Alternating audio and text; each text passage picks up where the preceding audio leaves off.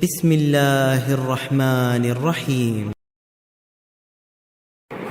صحیح ابن خزیمہ میں جو روایت ہے، خود غیر مقلدین کے محدث کبیر ناصر الدین البانی صاحب کہہ رہے ہیں کہ یہ روایت بالکل ضعیف ہے۔ دیکھو یہ میرے پاس صحیح ابن خزیمہ ہے، دیکھ لیجیے، یہ اس کا فوٹو لیجیے، دیکھو یہ روایت ہے وائل بن حجر رضی اللہ تعالیٰ عنہ کی صلیت مع رسول اللہ صلی اللہ علیہ وسلم ووضع یدہ الیمنی علی یدہ الیسری علی صدری۔ دیکھیے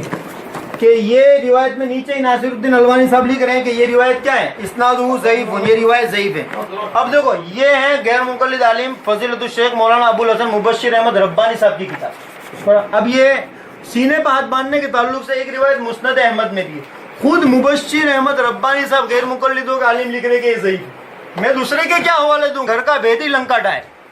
یہ خود اپنی کتاب میں احکام و مسائل میں لکھ رہے ہیں۔ دیکھو کہ یہ مسند احمد کی روایت ہے، کیا لکھ رہے ہیں یہ نیچے،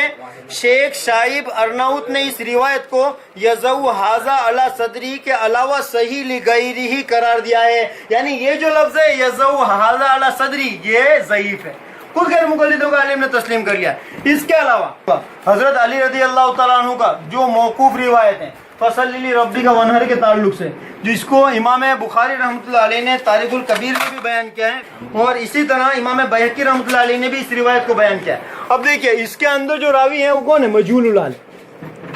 اس کے اندر الاعجاز الجوہدری کون ہے، مجہول ہے۔ یہی تو وجہ ہے کہ امام بخاری کو اگر اتنے صحیح مل جاتے تو امام بخاری میں نہ لاتے بھائی۔ اب اس کے مقابلے میں آپ دیکھیے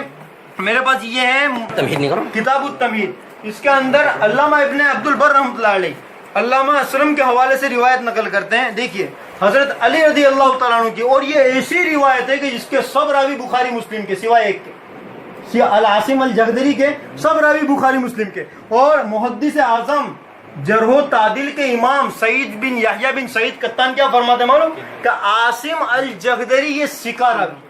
یعنی اس کے تمام راوی ثقہ، اس پہ ذرہ برابر کلام نہیں ہے۔ حضرت علی رضی اللہ تعالیٰ عنہ فرماتے ہیں فصلی لربک ونحر کی تفسیر میں کہ اس سے مراد کیا ہے، اس سے مراد کیا ہے، ناف کے نیچے ہاتھ باندھنا۔ اب دیکھیے اس میں میں آپ کو بتاؤں اصل میں پبلک کو یہ لوگ گمراہ کیسے کرتے ہیں کہ حافظ زبیر علی زئی، اسی طرح ان کے غیر مقلد عالم ارشاد الحق عصری صاحب نے اس کے اندر کیسا پبلک کو دھوکہ دیا کہ جب اس کی سند صحیح ہے تو اس روایت میں، اور تاریخ الکبیر کی روایت وہ بھی سینے پہ ہاتھ باندھنے کی، یہ کیا تحت سرہ والی روایت، اب اس روایت کی سند میں بھی فرق ہے، متن میں بھی فرق ہے۔ تاریخ کبیر کی جو امام بخاری کی روایت ہے اس میں عاصم الجہدری کے بعد ان ابیہ، اور ان ابیہ کون ہے، الاعجاز الجہدری۔ اب دیکھو غیر مقلدوں کے علماء نے امت کو کیسا دھوکہ دیا۔ زبیر علی زئی نے سینے پر ہاتھ باندھنے کے تعلق سے ایک کتاب لکھی، اس میں خود لکھتے بھی ہے کہ تاریخ کبیر کی روایت میں الاعجاز الجہدری مجہول راوی، پھر بھی اس کو صحیح کرنے کی کوشش۔ اب بچ گئے تھے کفایت اللہ ثنابلی صاحب غیر مقلدوں کے عالم، اب دیکھا کہ یہ روایت تو ضعیف ہے، ارے خود امام بخاری نہیں لائے تو انہوں نے نیا سوسا لائے، اور یہ جو الاعجاز جہدری ہے اس کی کنیت بتا دی، جبکہ کسی محدث نے دنیا میں آج تک کنیت نہیں لکھی،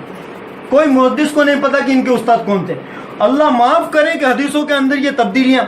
اپنے مفاد کے لیے، اپنے مطلب کی حدیثوں کو ثابت کرنے کے لیے اس طرح تبدیلیاں۔ اس کے علاوہ جتنی بھی روایت ہیں ہر ایک میں آپ کو ضعیف راوی ملیں گے۔ یہی روایت جہاں بیہقی میں شریف میں آتی ہے تو اس کے اندر ابو الحریش الکلابی راوی ضعیف ہے، اس کے اندر یہ راوی ضعیف ہے، اور آپ دیکھتے جائیے کہ یہی حضرت علی رضی اللہ تعالیٰ عنہ والی ہماری جو روایت ہے تحت سرہ کی، تمام راوی بخاری اور مسلم کے، اور عاصم الجہدری جو ہیں وہ جس کو یحییٰ بن سعید قطان نے صحیح قرار دیا ہے۔ اس طرح کی کئی روایت ابو داؤد شریف میں بھی تحت سرہ کی روایت ہے۔ ابھی